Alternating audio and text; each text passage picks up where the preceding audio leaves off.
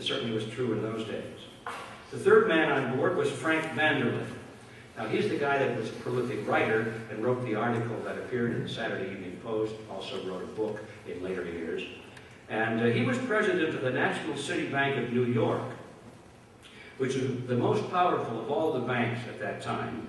And as such, he represented the financial interests of William Rockefeller and the international investment firm of Kuhn, Loeb and Company. A very powerful, very large investment firm. The next person on board was Henry Davison. He was senior partner of the J.P. Morgan Company. Next was Charles Norton, president of the First National Bank of New York, another one of the giants. Benjamin Strong was on board. He was the head of J.P. Morgan's Bankers Trust Company, and he later became the first actual acting head of the Federal Reserve System when it was formed 3 years later. And finally, there was Paul Warburg. Probably, at least in my view, he was probably the most important person there from a technical point of view, because he was born in Europe, came from a banking family there, was a naturalized American citizen, and he understood European banking very well. That was his origin, his family business. And although he was an American citizen now, he was the only one that really understood the intricacies of what they call central banking as it developed in Europe and as it became exemplified in the Bank of England. He was really the technical expert. And he was a full partner in this country. He was a full partner in Kuhn, Loeb and Company. He represented the wealth of the Rothschild banking dynasty in England and France.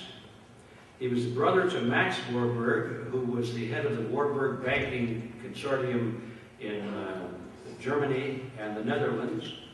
And, of course, he was the real Daddy Warbucks. Those of you who are familiar with Little Orphan Annie, remember the cartoon caricature of Daddy Warbucks? That was modeled after Paul Warburg. Paul Warburg, Daddy Warbucks. And if you look at a photograph of Paul Warburg, you'll see the dead resemblance, the dead ringer for the caricature figure of Daddy Warbucks. And everybody at the time, I'm told, knew that the caricature was of Paul Warburg.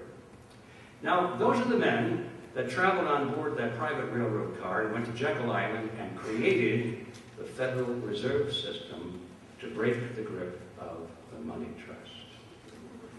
Now, according to the estimates at the time, published in papers like the New York Times, these people represented, through the wealth that they held themselves directly, and also from the wealth they controlled indirectly through the investment firms which they represented here and in Europe, approximately 1/4 of the wealth of the entire world. Now, that's not my estimate. That comes from observers of the time, writing about these men and the groups which they represent.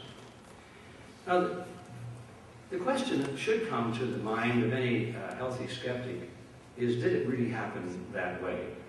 You might suspect that maybe I distorted some of these facts just to make the story good. But unfortunately, it did happen exactly that way, if not even more so.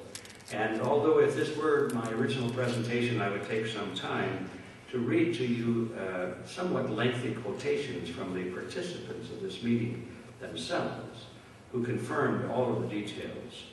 I just have to ask you, if you have any skepticism about this at all, please take a little time and check out the references in The Creature from Jekyll Island. You'll see these quotations there, and you'll see the references, and you'll realize that they do come from the original sources themselves. These are not observers talking, these are participants. And in particular, you'll find Vanderlip talking about the elements of secrecy and why they had to keep this secret, and the fact that they were worried about the servants on board the train.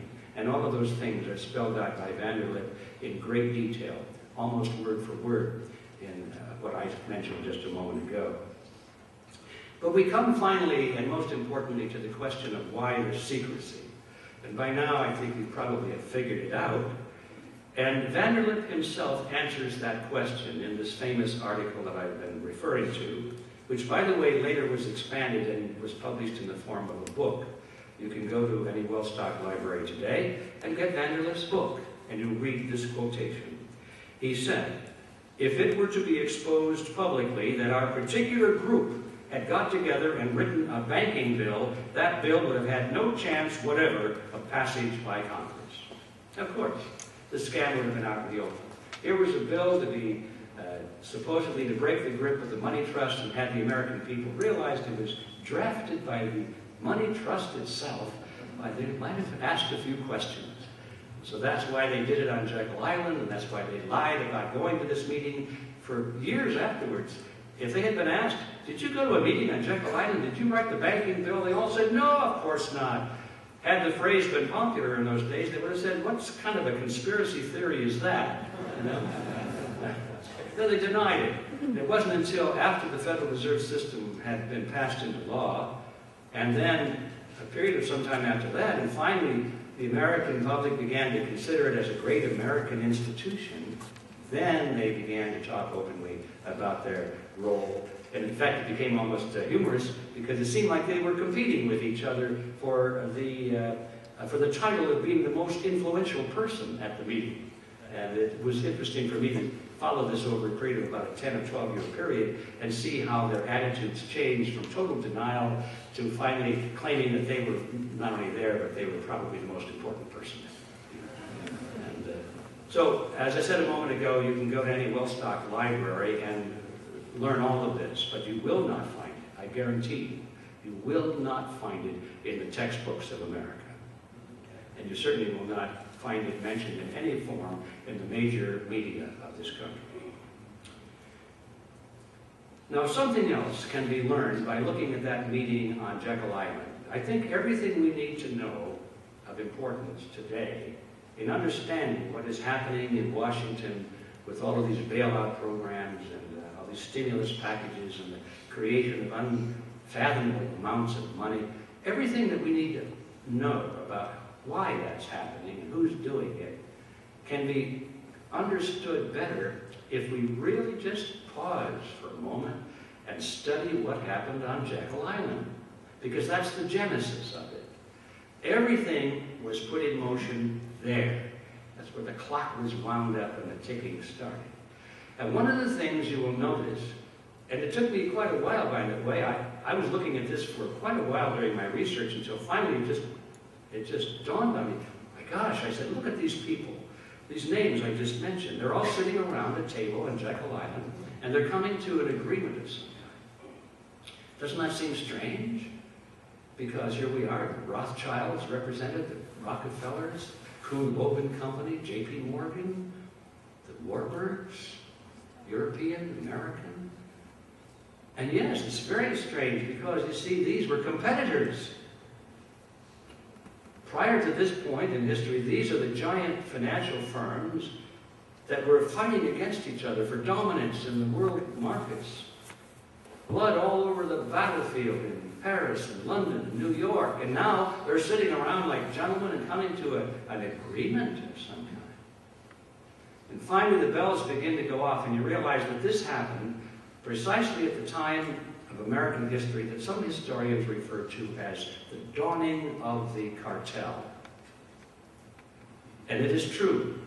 Prior to the turn of the century, America had gone from virtually a wilderness, a frontier land, to one of the greatest output industrial societies the world has ever seen in a very short period of time, primarily, in my opinion, because of free enterprise competition. Competition, freedom, is what did it. You had to produce a better product or a better service at a lower price. If you could do that, you could make a lot of money, and everybody wanted to make money, so they competed for product and service. Then, after some of these most successful enterprises got to the top, people like the Morgans and the Rockefellers and the Carnegies, now they're at the top of the mountain. Now they don't want competition anymore. Because if you allow competition to remain in place, who knows, there might be somebody coming up that will knock them off the top of the mountain. And it was John D. Rockefeller himself who was quoted by all of his biographers as saying, competition is a sin. And he believed it, now that he was on top. And he spent most of his later years in preventing competition in one way or another. Buy it up, squeeze it out, ruthless tactics. But the most effective tactic of all is to join forces with your competition and to create a cartel, if it's big enough.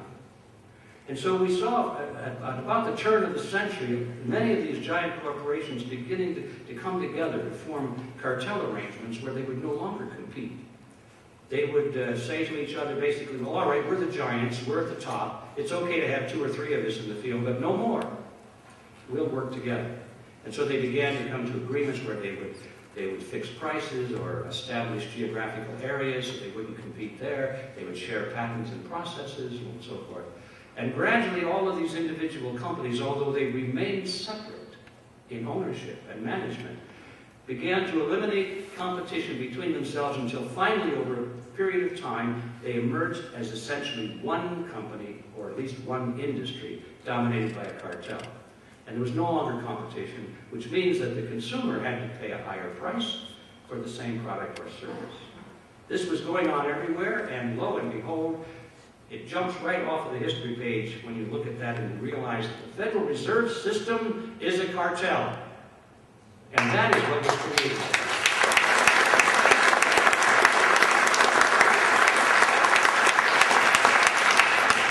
It is no different than a banana cartel, or a sugar cartel, or an oil cartel. It happens to be a banking cartel. And the brilliance of these guys is that they knew that it's always difficult to keep members of the cartel in line.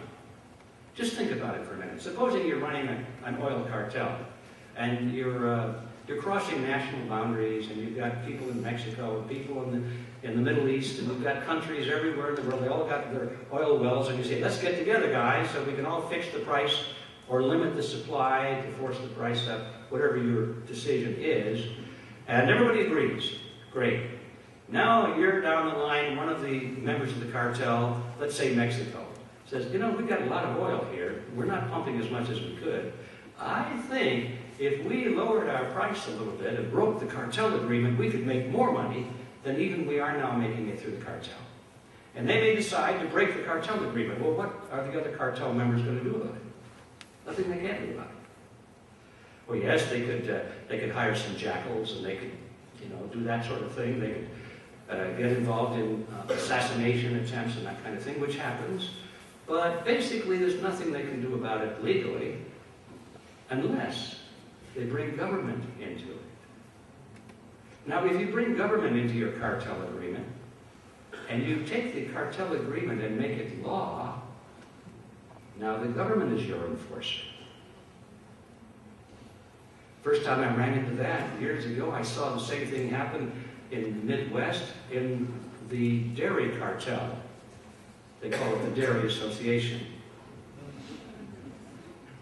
The dairy producers in the Midwest, I've forgotten the year on this, but I think it was early 1960s, were concerned because some of the dairies were selling milk too cheaply. They were undercutting the market. And the big producers said, no, we don't like this. How are we going to keep these guys from undercutting us? And so they got the politicians into the picture. And they began to promote laws in all the various states called fair trade laws. Doesn't that sound nice? The object was to fix the price of milk, to make it illegal to charge any price for milk except what was decided by the group. That's a cartel agreement. You couldn't raise or lower your price. It was all fixed. And they said, well, we have to do this because we don't want people charging too much for milk.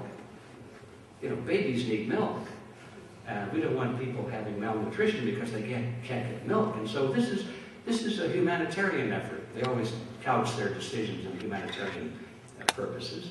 And so they got all of the dum-dums to pass these so-called fair trade laws, which in the net effect was to raise the price of milk throughout the Midwest.